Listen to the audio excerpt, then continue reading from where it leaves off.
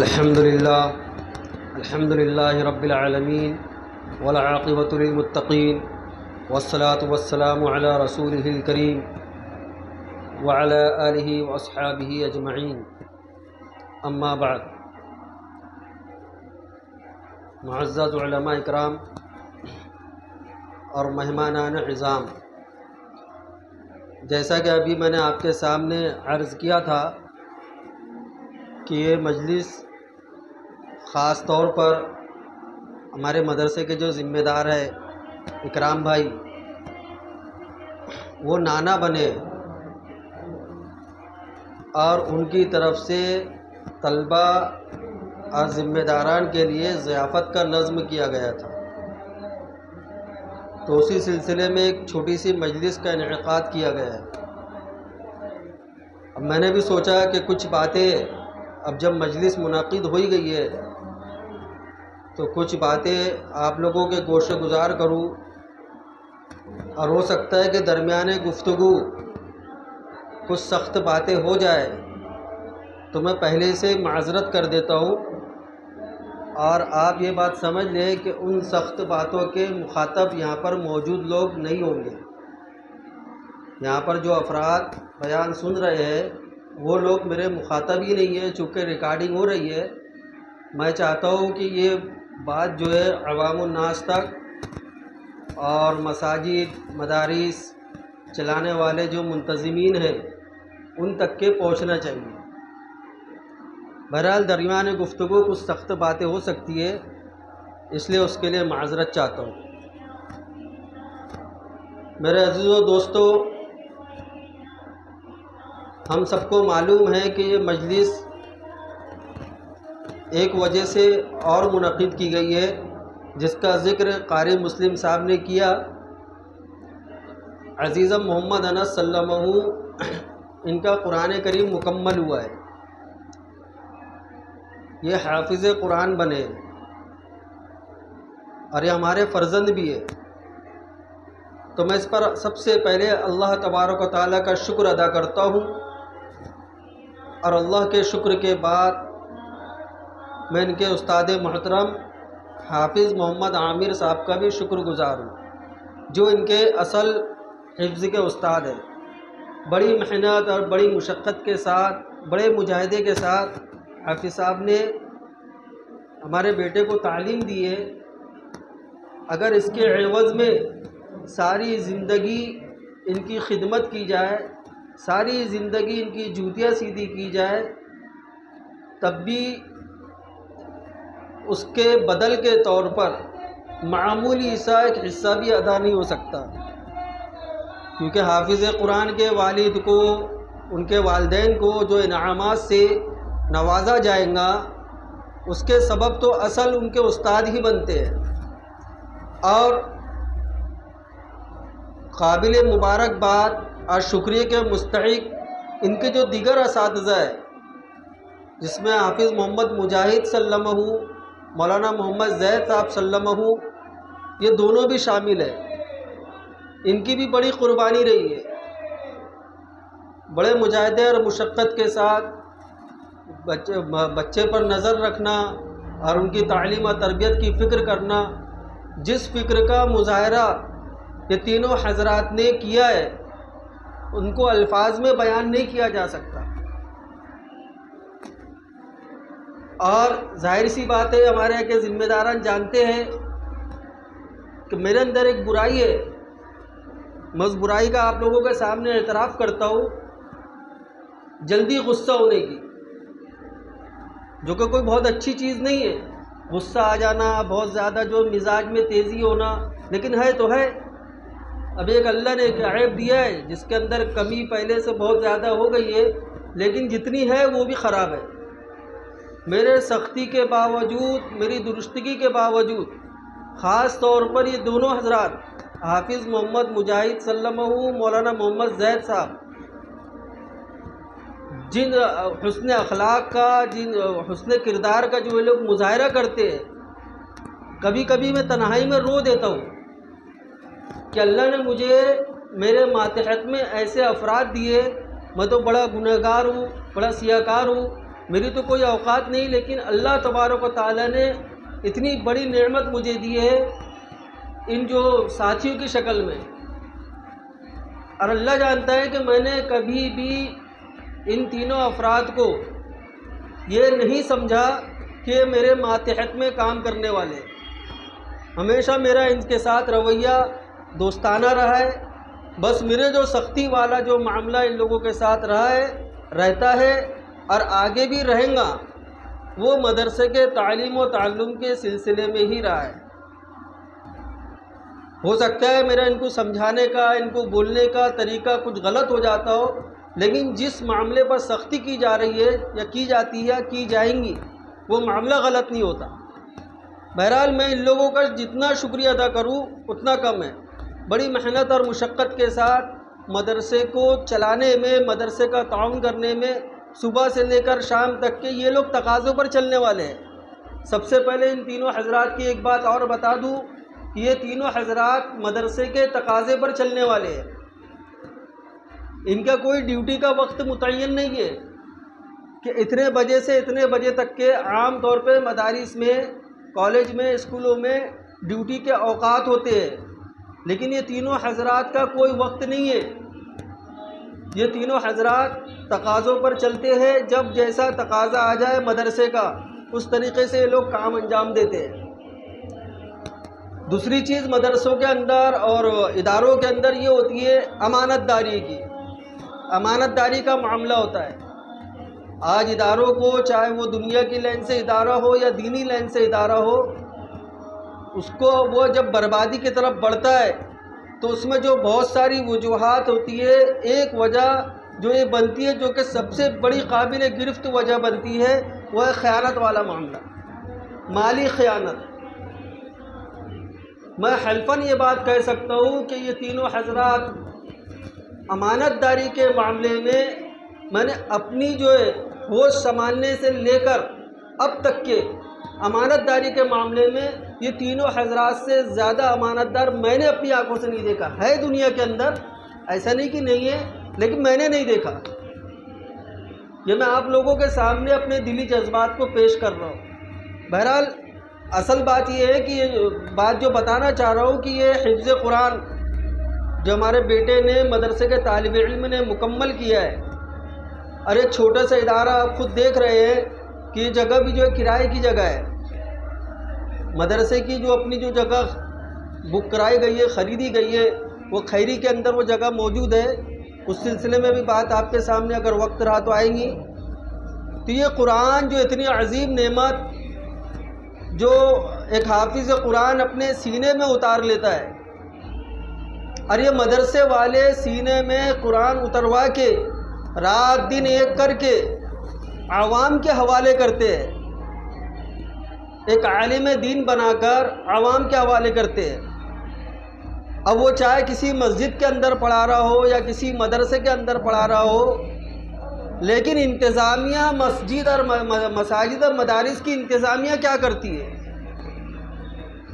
مساجد اور مدارس کی انتظامیہ کو اپنے گریبان میں جھانک کر دیکھنا چاہیے کہ یہ جو حفاظ اکرام اور علماء اکرام ان کے پاس موجود ہیں، ان کے ساتھ جو رویہ کیا جا رہا ہے، بد اخلاقی کا، بد کرداری کا جو مظاہرہ کیا جا رہا ہے، کیا انہیں اس بات کا خوف نہیں ہے کہ کل کو قیامت کے دن میدان حشر برپا ہوں گا، اللہ تبارک و تعالیٰ کیا پیشی ہوں گی، اور ان منتظمین سے، مدرسوں کے محتمین سے، مساجد کے متولی سے، مساجد کے صدر سے اگر یہ پوچھ لیا جائے کہ تمہارے کو دین پہنچانے کے لیے، قرآن پہنچانے کے لیے، اللہ کے رسول صلی اللہ علیہ وسلم کا فرمان پہنچانے کے لیے میرے بندوں نے قربانیاں دی، ان قربانیوں کا تم نے یہ صلہ دیا کہ تم اپنی کمائی میں سے معقول تنخواہ کا بھی انتظام نہیں کر سکے۔ آج یہ بڑی خطرناک تصویر ہے ہمارے معاشرے کی،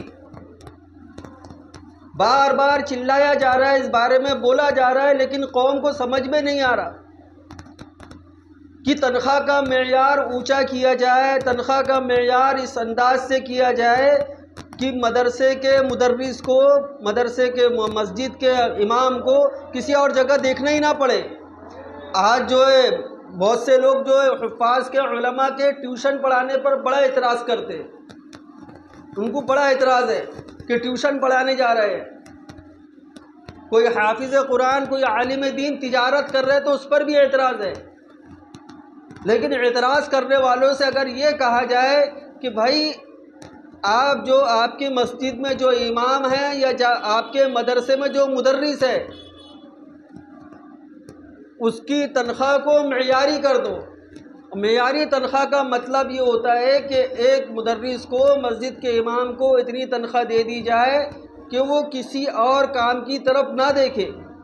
آپ مسجد میں امام رکھیے اور آپ اس کو معقول تنخواہ دے دیجئے اور اس سے یہ کہیے کہ تمہارا کام صرف دین کو پہنچانا ہے، دین کی دعوت دینا ہے، تبلیغ کرنا ہے، لوگوں کو نمازی بنانے کی فکر کرنا ہے، جو بدعقیدگی عوام الناس کے اندر پھیلی ہے وہ بدعقیدگیوں کو دور کرنا ہے، عقائد کی تعلیم دینا ہے۔ آج مکاتب جو ہے عقائد کے تعلیم سے خالی ہے۔ عقائد کی تعلیم، مسائل کی تعلیم یہ صرف مدرسے میں ان طلبہ کو دی جاتی ہیں جو باقاعدہ دارالاقامہ قیام و طعام کے ساتھ مدرسے میں رہتے ہیں، لیکن مکاتب و تعلیم سے خالی ہے۔ اب اگر آپ مسجد کے امام سے یہ مطالبہ کریں کہ بھائی ان کو عقائد کی بھی تعلیم دینا ہے، مسائل کی بھی تعلیم دینا ہے، مسجد کے اندر تفسیر قرآن کا سلسلہ بھی جاری کرنا ہے، تشریح حدیث کا سلسلہ بھی جاری کرنا ہے، اور آپ اس کو تنخواہ دیں گے 6,000 7,000 8,000، کچھ نہیں ہوتا۔ آپ خود مدرسے کے اور مسجد کے جو منتظمین ہیں وہ خود غور و فکر کرے، کیا اتنی تنخواہ میں ان کا خود کا گھر چل جاتا ہے؟ اور یا تو پھر آپ مالدار لوگ یہ کرے کہ اپنی اولادوں کا حافظ اور عالم بنانا شروع کر دے، اور پھر ان سے یہ کہے کہ بھائی اب تم دین کی خدمت کرو۔ یا تو تنخواہ کو معیاری بنا دے اور یا تو اپنی اولادوں کو خود عالم حافظ بنانا شروع کر دے، ورنہ کہیں ایسا نہ ہو کہ یہ جو بچے عالم اور حافظ بن رہے ہیں وہ اپنی اولادوں کو عالم اور حافظ بنانا نہ چھوڑ دے۔ معاشرے کا جب جائزہ لیں گے تو ایک تصویر یہ بھی نظر آئیں گی کہ صاحب عالم دین ہے، بڑی محنت اور مشقت کے ساتھ مدرسے میں 8 سال 10 سال تعلیم حاصل کی، تعلیم حاصل کرنے کے بعد جب ان کا خود کے بچے کو تعلیم دینے کا جو معاملہ آیا تو انہوں نے فقط عصری تعلیم کو چنا، عصری تعلیم کا انتخاب کیا۔ کبھی ہم نے سوچا ہے کہ ایسا کیوں ہوا؟ ایسا اس وجہ سے ہوا کہ وہ قوم کے طعنوں کو سن کر، قوم کی تشنیع کو سن کر بدزن ہو چکا ہے۔ اب اس کے سمجھ میں نہیں آ رہی ہے، اس کے دماغ میں یہ بات بیٹھ گئی ہے کہ میں نے محنت اور مشقت کم تنخواہ کے اندر گزر بسر کر لیا، کم تنخواہ کے اندر اپنے بیوی بچوں کا جیسی گزارنا تھا گزار لیا، لیکن اب میرے بچے ایسا وقت نہیں گزاریں گے، لہٰذا اب میں اپنے بچے کو ایسی تعلیم نہیں دوں گا جس میں میرے بچے کی کفالت کے لیے دشواری ہو۔ یہ ذہن بن رہا ہے لوگوں کا۔ یہ ذہن بنانے کے ذمہ دار ہم میں سے ہر ایک فرد ہے، ہر ایک فرد ہے۔ عمارتوں کی فکر ہوتی ہے کہ عمارت اونچی ہو جائے۔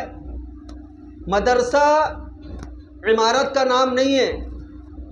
سب سے پہلے ایک چیز یہ سمجھ لے کہ مدرسہ عمارت کا نام نہیں ہے، مدرسہ نام ہے استاد کے پڑھانے کا اور شاگرد کے پڑھنے کا۔ آپ کی اونچی عمارت رہے نہ رہے، تعلیم اچھی ہو رہی ہے اور اس پڑھانے والے معلم کو یا مسجد کے امام کو تنخواہ معقول دی جا رہی ہے، دین پھیل رہا ہے۔ ہماری تاریخ تو جو ہے انار کے درخت سے شروع ہوئی ہے، علماء دیوبند کی تاریخ انار کے درخت سے شروع ہوتی ہے۔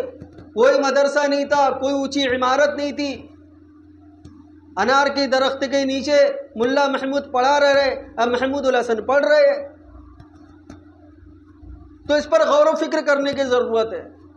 اب میرے عزیز و دوستو، عوام الناس ان حفاظ کے ساتھ، ان علماء کے ساتھ کتنا ہی حقارت آمیز معاملہ کریں، کیسا بھی معاملہ کرے، لیکن اللہ تبارک و تعالیٰ نے بڑا اعزاز فرمایا، بڑا اعزاز فرمایا۔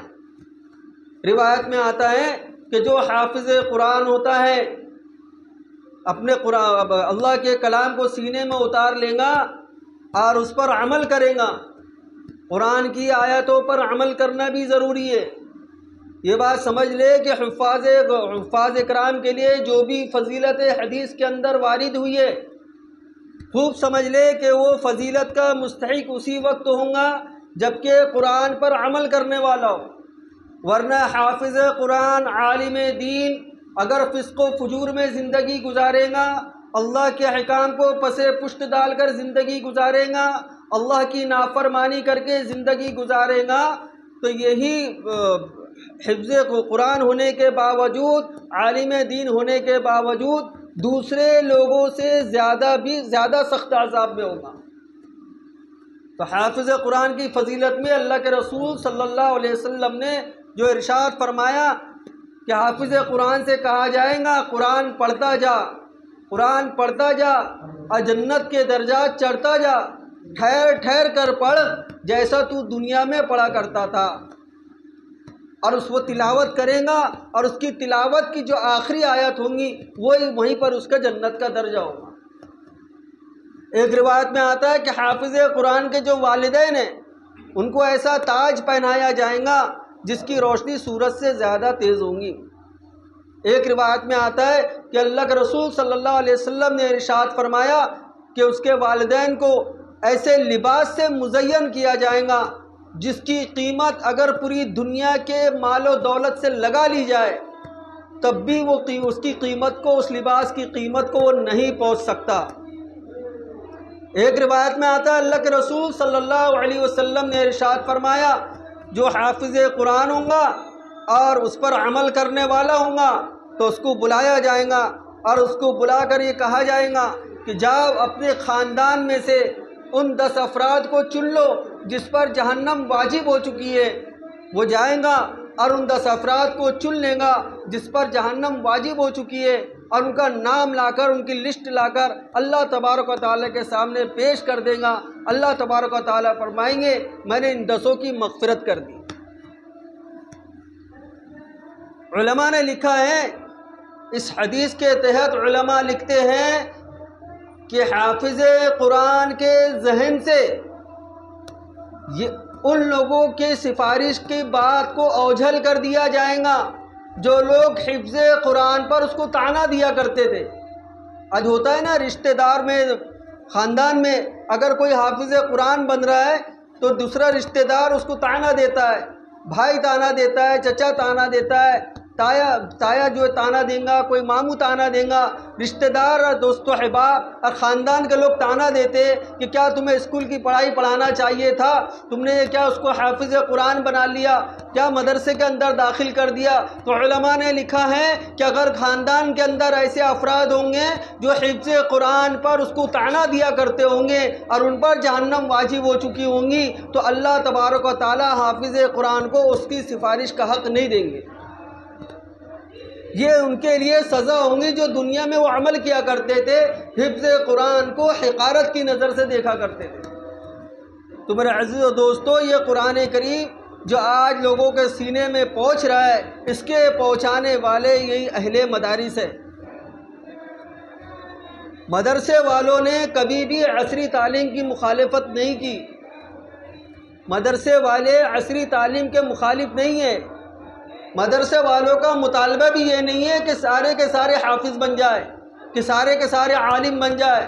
مدرسے والوں کا مطالبہ یہ ہے کہ مسلمان جو اپنی شناخت کھو چکا ہے، مسلمان جو انسانیت کو کھو چکا ہے، بد اخلاقی اس کے اندر بھر چکی ہے، بد کرداری اس کے اندر آ چکی ہے، وہ بد اخلاقی سے، بد کرداری سے، غیر انسانی امور سے وہ باہر نکل جائے، اسی کے لیے مدارس کا جال بچھایا گیا ہے۔ مدارس والے عصری تعلیم مدارس کے اندر ہو رہی ہے، اور خود مدرسے میں ایک ماحول تھا، ایک وقت تھا کہ مدرسے والوں کا ایک مزاج ہوا کرتا تھا کہ مدرسے میں جو پڑھ رہا ہے وہ صرف حافظی بنتا تھا، عالمی بنتا تھا، مفتی بنتا تھا، عصری تعلیم سے اس کو ناواقفیت ہوتی تھی. لیکن اب وہ دور نہیں رہا، وہ دور ختم ہو گیا. اور عصری تعلیم بھی وقت کی اہم ضرورت ہے. اب ہمارا شریعت کا مسئلہ کیا ہے؟ شریعت کا مسئلہ یہ ہے کہ اگر کسی خاتون کو علاج کرانا ہے تو وہ خاتون کے پاس خاتون ڈاکٹر کا انتخاب کرے. شریعت کا مسئلہ ہے کہ وہ خاتون ڈاکٹر کا انتخاب کرے. جینٹس ڈاکٹر کے پاس بلا عذر شرعی علاج کرانا یہ جائز نہیں. اب ظاہر سی بات ہے جب شریعت کا یہ مسئلہ ہے کہ اس کو جو ہے لیڈیز ڈاکٹرنی کے پاس ہی علاج کرانا ہے، تو شریعت کا یہ بھی مسئلہ ہے کہ لیڈیز ڈاکٹر نہیں بنایا جائے. اور ایسے عصری علوم، بعض عصری علوم ایسے ہوتے ہیں جو واجب ہو جاتے ہیں، بعض عصری علوم واجب ہو جاتے ہیں. اب یہ مسئلہ لے لیجئے، ڈاکٹرنی والا جو مسئلہ ہے، اگر دنیا سے ڈاکٹرنی، مسلم ڈاکٹرنی یا لیڈیز ڈاکٹرنی کا خاتمہ ہو جائے اور مسلمان اس پر توجہ نہ دے تو سارے کے سارے مسلمان گنہگار ہوں گے، کیونکہ ایک دینی مسئلہ ہے، یہ ایک دینی معاملہ ہے. لیڈیز کے پاس علاج کرانا یہ دینی معاملہ ہے. اگر لڑکیاں لیڈیزیں ڈاکٹر نہیں بنیں گی تو دین کے اس فریضے پر عمل کیسے ہوگا؟ تو مدارس نے ہمیشہ عصری علوم کی سراہنا کی ہے، لیکن ساتھ ساتھ ایسے علماء کی ضرورت ہے، ایسے علماء کی، ایسے حفاظ کی ضرورت ہے جو دین کا پیغام صحیح طریقے سے پہنچا سکے. دین کا پیغام صحیح طریقے سے پہنچانے کا کام یہ مدرسے والے کر رہے ہیں. لیکن ہماری بدسلوکی مدرسے والوں کے ساتھ، بد کرداری جو مدرسے والوں کے ساتھ ہے وہ یہ ہے کہ ہم چند روپیہ دے کر ہم خالی بیٹھ جاتے، زکوٰۃ کا پیسہ دے کر بیٹھ گئے، مالی امداد کر کے بیٹھ گئے. کبھی ہم جو عملی طور پر مدرسوں کا جائزہ نہیں لیتے. ہماری ذمہ داری ہے کہ مدرسے کی کیا ضرورت ہے. ہمارے علاقے میں مدرسہ چل رہا ہے، وہاں کے اساتذہ کو تنخواہ معقول مل رہی ہے یا نہیں مل رہی ہے؟ وہاں پر پڑھنے والے بچے برابر پہنچ رہے ہیں یا نہیں پہنچ رہے ہیں؟ وہاں پر مدرس کا جو انتظام تعلیم کے لیے برابر ہے یا نہیں ہے؟ یہ سب چیزیں ذمہ داری ہے جو عوام الناس کی ہے.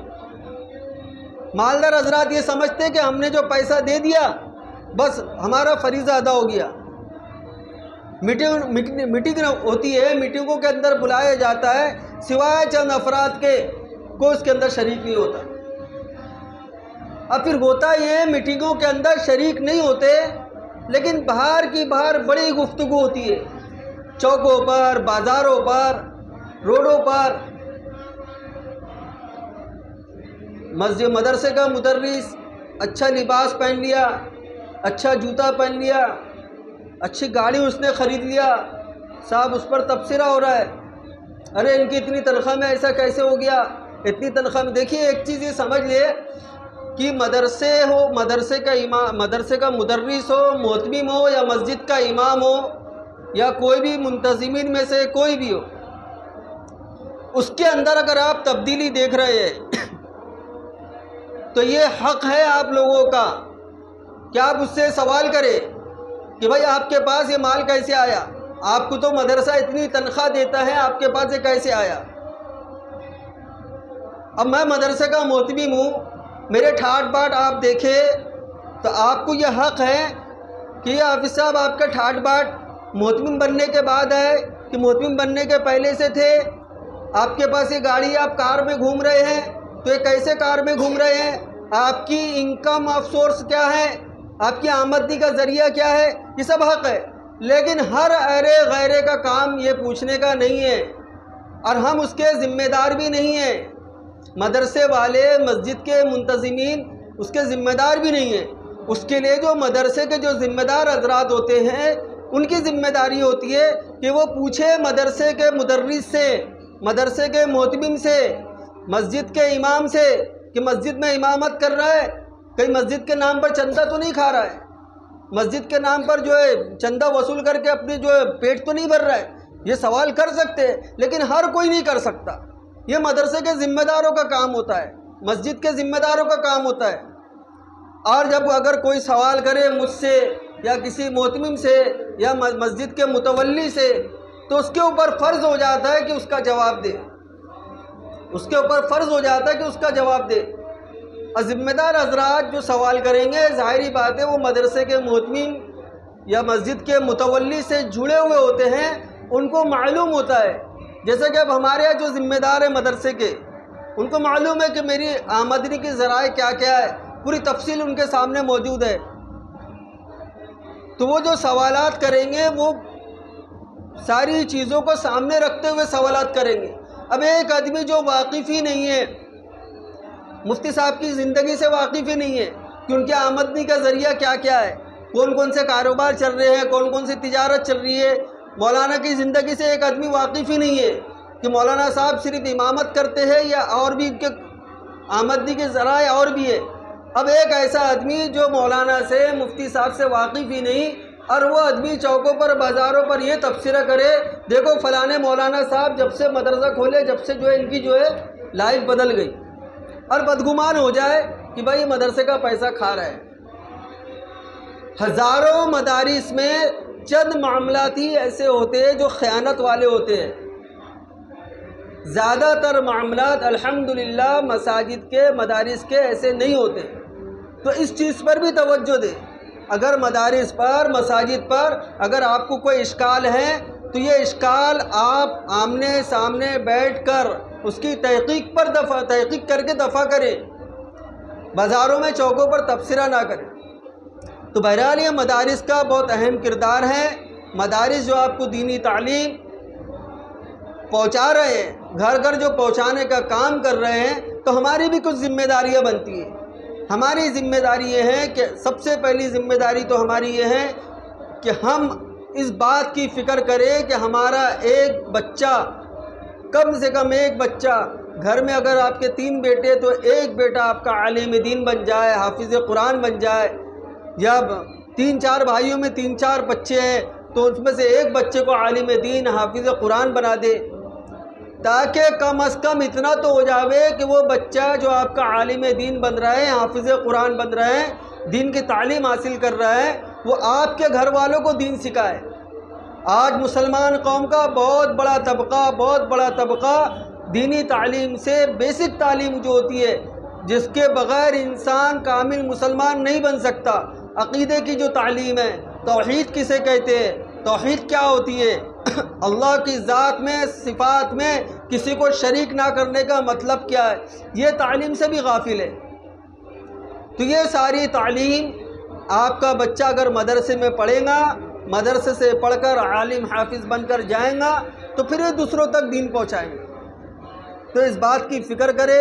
اللہ تعالیٰ سے دعا ہے کہ اللہ تعالیٰ کہنے سننے زیادہ، عمل کی توفیق عطا فرمائے۔